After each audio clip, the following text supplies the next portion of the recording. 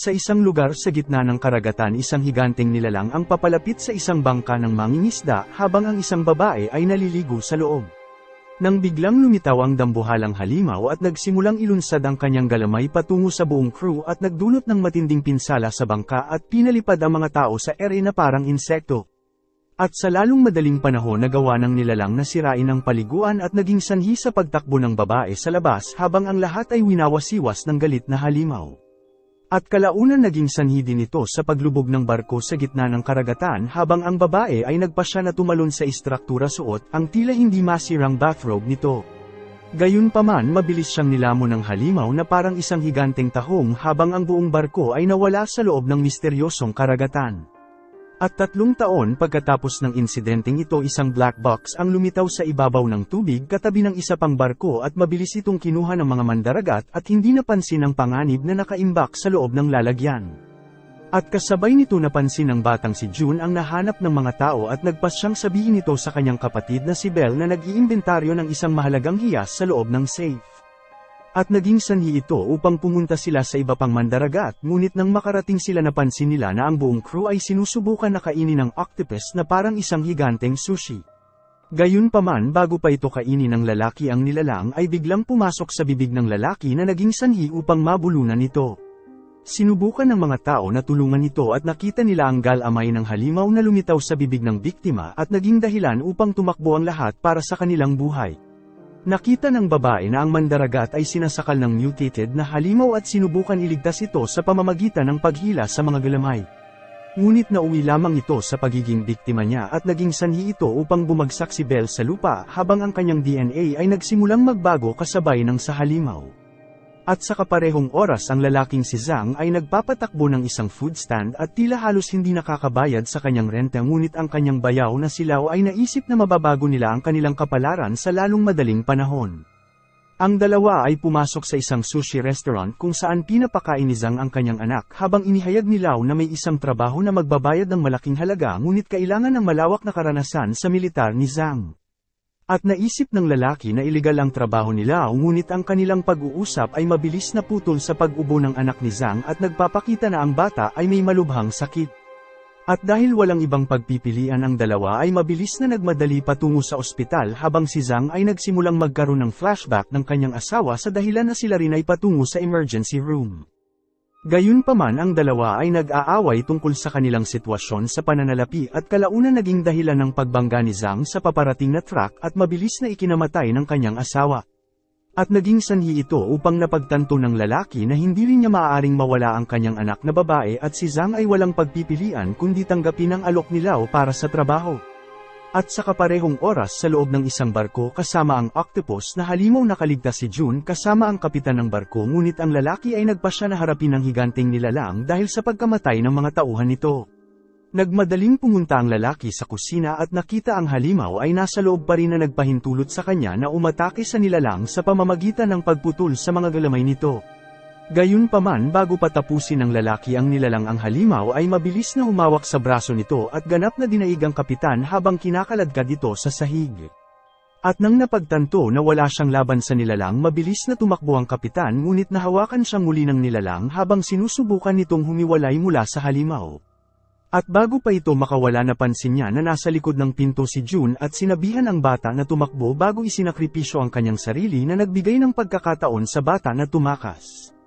At kasabay nito muling nagising si Belle at nakita ang sarili sa lalagyan ng mga kargamento habang sinusubukan nitong magtago sa loob ng safe, ngunit ang babae ay tila nararamdaman ang epekto ng pag-atake sa kanya ng nilalang at ang mas malala pa, napansin nitong may kakaiba sa kanyang katawan at tila ang nilalang ay nag-iwan ng isang bagay sa kanyang tiyan. At sa kabilang banda si Zhang ay patungo sa kanilang bagong trabaho at kasama nito ang grupo ng mga mersenaryo na inupahan nila, ngunit mabilis nitong napansin na tila may mali habang nakita nito ang mga kahon ng armas sa loob ng bangka. At naging sanhi ito upang magalit ang lalaki dahil napagtanto nito na plano nila na magnakaw gamit ang mga baril at mabilis na tumanggi si Zhang upang gawin ang krimen. At mabilis na naibunyag na balak nakawin ni Lau ang mamahaling hiyas mula sa barko nila Belle at ipinaalala nito kay Zhang na ito lang ang tanging paraan upang kumita ng sapat na pera para sa operasyon ng kanyang anak. At sa lalong madaling panahon ang grupo ay nakarating sa isang lugar na puno ng misteryosong fog at sa kalaunan ay nakita ang kanilang target ngunit hindi nila magawang makipag-ugnayan sa mga tao gamit ang alinman sa kanilang mga radyo. At nagbigay ito sa kanila na umakyat sa barko dala ang kanilang mga armas na tila mga pirata at planong kunin ang buong sasakyan gamit ang puwersa ngunit ang grupo ay nagulat na tila inabandona ang barko.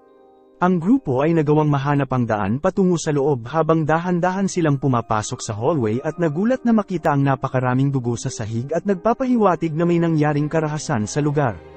At ang hindi nila alam na naramdaman ng halimaw ang presensya nila at nagawang matakot ang isa sa lalaki gayunpaman ang isang lalaki ay ganap na walang kamalayan sa panganib at sa lalong madaling panahon ay napansin nito na wala na ang kanyang kaibigan.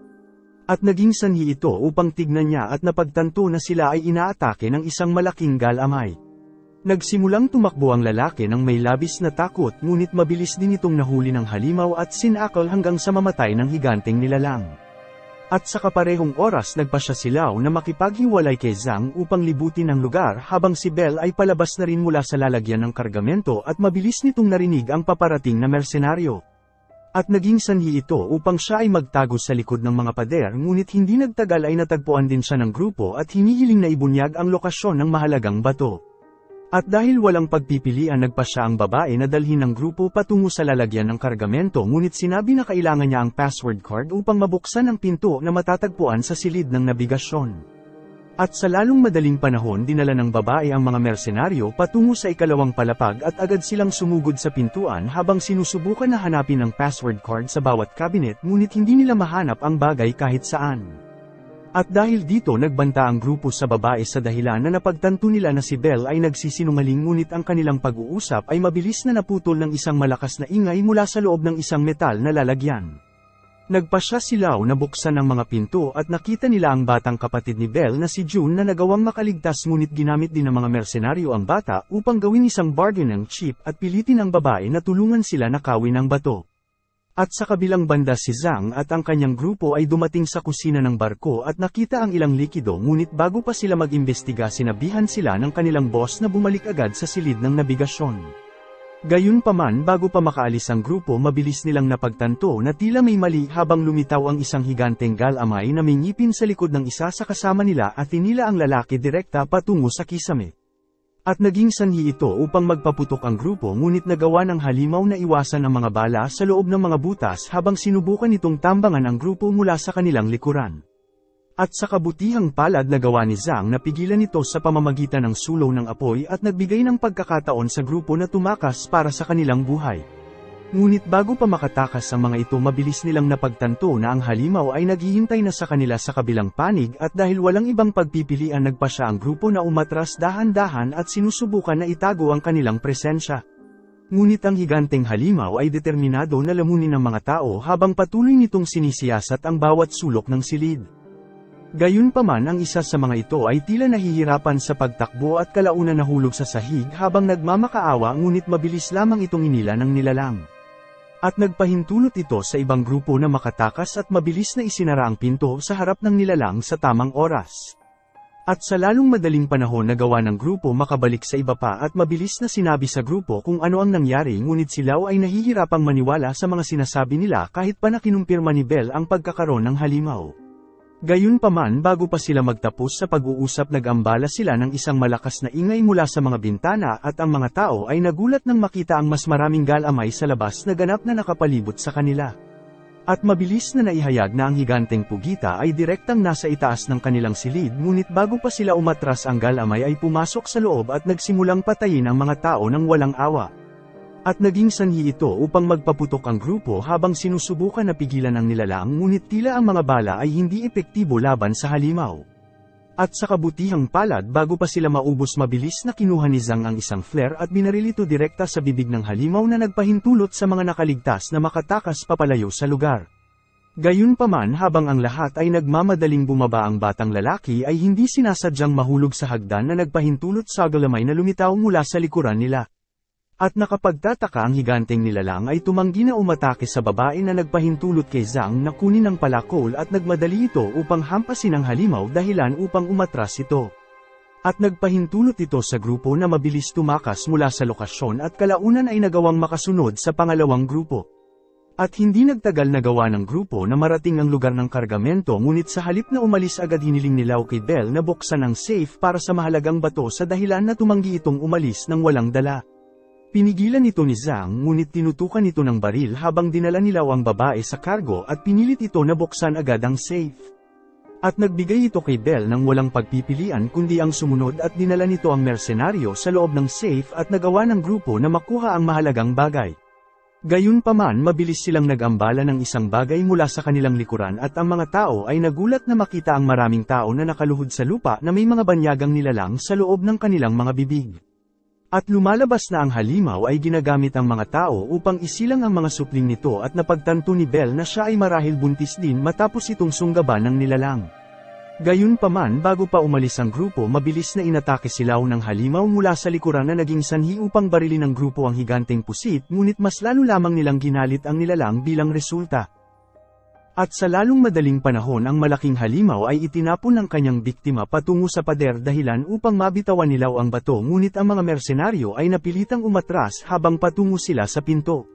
Nakita ito ni Zhang at mabilis na tumakbo sa loob ng cargo box kasama ang dalawa ngunit sa huli ay napagtanto na ang halimaw ay walang intensyon na umalis sa lugar na yon. At dahil walang ibang pagpipilian nagpa siya ang grupo na magtago sa loob ng cargo habang sinamantala ni Bell ang pagkakataon na ipakita ang kanyang pag-aari at ginamit ang kanyang damit upang balutan ang sugat ni Zhang. Gayunpaman ang kanilang pag-uusap ay mabilis na nag-ambala ng mga mersenaryo sa pamamagitan ng radyo at nangako sila na darating ito upang iligtas si Zhang ngunit inutusan din ito si Zhang na kunin ang brilyante. At sa lalong madaling panahon ang grupo ay sumugod mula sa kanilang pagtatago at nagsimulang barilin ang halimaw upang gambalahin ito na nagpahintulot kay Zhang na kunin ang mabilis ang bato at nagmadaling tumakbo palayo sa higanteng nilalang. At sa kasamaang palad nabigyan ng pagkakataon ang halimaw na tapusin ang isa sa grupo habang ang mga tao ay pilit na sinusubukang pigilan ang nilalang. Nakita ito ni Zhang at mabilis na kinuha ang lalagyan ng gas bago ito itinapon patungo sa malaking pugita at nagpahintulot sa kanyang bayaw na magpaputok ng baril patungo sa canister at nagdulot ng isang malaking pagsabog bilang resulta. At nagbigay ng pagkakataon sa kanila na tumakas at kalaunan ay nagtungo sa isa pang silid at mabilis na sinarado ang pinto, ngunit mabilis nilang napagtanto na ang kabilang lagusan ay sarado. Mas lumala ang mga bagay nang marinig ni Bell ang presensya ng halimaw habang ang nilalang ay nagsimulang kumatok sa likod ng pinto upang makapasok sa loob. At dahil napagtanto na sila ay nasa labis na panganib nakahanap si Zhang ng ibang paraan upang makatakas sa pamamagitan ng venting system sa kisame at mabilis na sinabihan ng grupo na tumakas na habang pinipigilan nito ang higanteng nilalang. At nagpahintulot ito sa grupo na umakyat sa itaas ng ventilation habang gumagapang sila sa makitid na daan at kalaunan ay napansin ni Bell na nagawa din ni Zhang na makapasok sa loob. Gayunpaman mabilis napansin ng grupo na tila may mali habang ang higanteng nilalang ay nagawang makapasok sa metal na pinto at sinusubukan na hanapin ang mga tao. Naramdaman ng grupo ang panganib at sinubukan nilang gumalaw ng tahimik hanggat maaari ngunit ang halimaw ay biglang lumitaw sa loob ng venting system at naging sanhi upang tumakbo ang mga mersenaryo sa takot. Nakita ito ni Bell at mabilis na nagtungo sa kabilang direksyon kasama ang kanyang kapatid ngunit nagawa ng nilalang na masira ang crawlspace sa likod nila habang pinaghiwalay ang dalawa mula kay Zhang sa pamamagitan ng harang sa lagusan. At dahil walang ibang pagpipilian nagpasya si Zhang na magpatuloy sa kabilang direksyon at kalaunan ay naabutan niya ang iba pang lalaki habang nagmamadali ang mga ito patungo sa kanilang bangka. Ngunit si Zhang ay malinaw na nag-aalangan na iwan ang kanyang dalawang kaibigan. At sa lalong madaling panahon ang mga mersenaryo ay nagawang makabalik sa kanilang bangka at nagpasya sila na dapat na silang umalis sa lugar na yun ngunit tumanggi si Zhang na umalis at napagtanto na malamang buhay pa si Bell at ang kapatid nito. At naging dahilan nito upang bumalik ang lalaki at nakita na nagpasya si Lau na iwan din siya.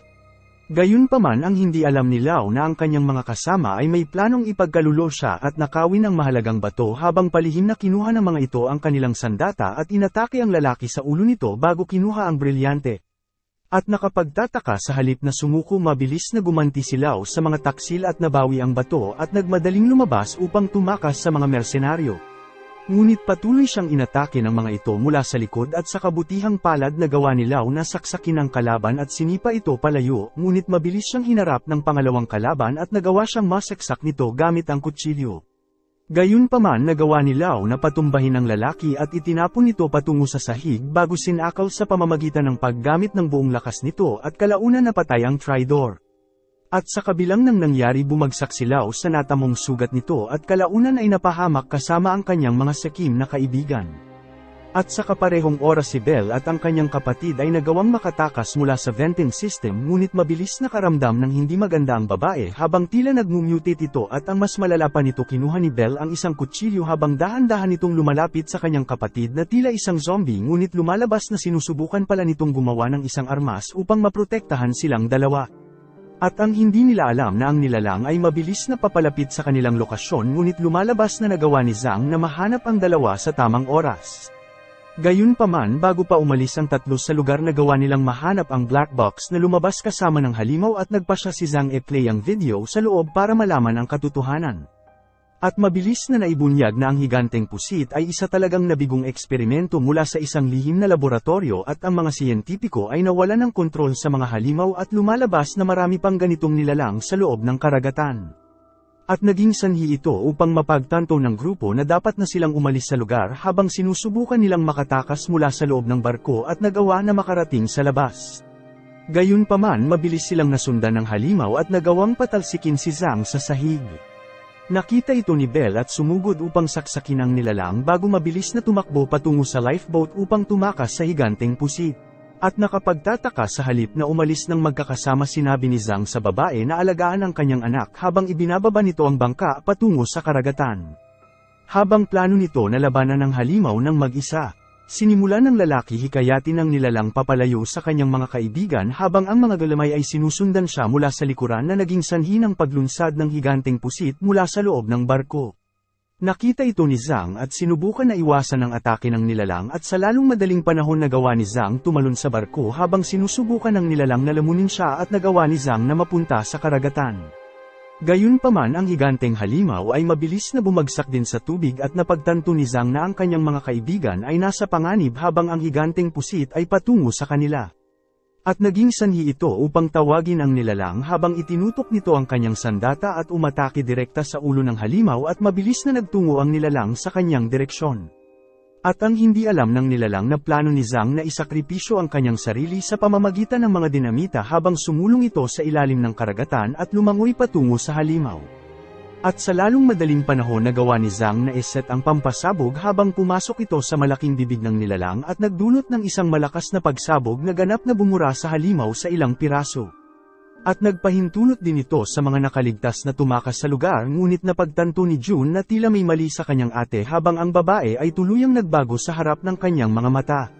Salamat sa panunood. Kung nagustuhan mo ito huwag kakalimutan mag-like at subscribe para sa mga susunod pa nating movie recap.